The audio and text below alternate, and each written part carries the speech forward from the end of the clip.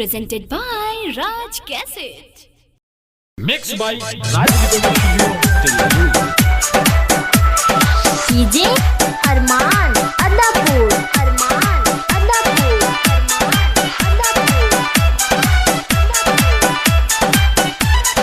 बेल के पतैया पर लिखतानी लेटर देखी बोले बाबा कोई दी है सिग्नेचर हमरो जिंदगी होई बेटर हमरो जिंदगी होई बेटर जिंदगी होई बेटर हमरो जिंदगी होई बेटर बेल के पतैया पर लिखतानी लेटर देखी बोले बाबा कोई दी है सिग्नेचर हमरो जिंदगी होई बेटर हमरो जिंदगी होई बेटर हमरो जिंदगी होई बेटर हमरो जिंदगी होई better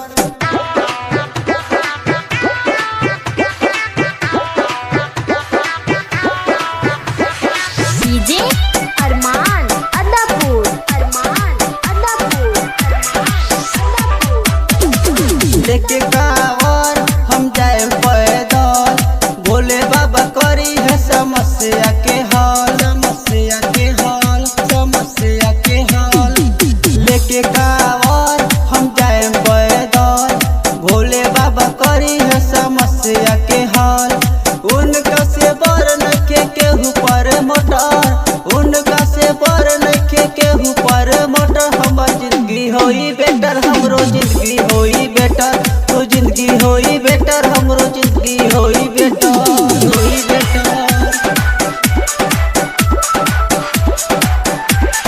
DJ Arman Adapur Arman Adapur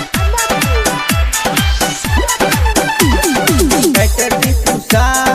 लिखतारे letter राजसा के जिंदगी होई जाई सेटर होई जाई सेटर होई जाई सेटर बेटर दिखुसा लिखतारे लेटर राजसा के जिंदगी होई जाई सेटर हमरो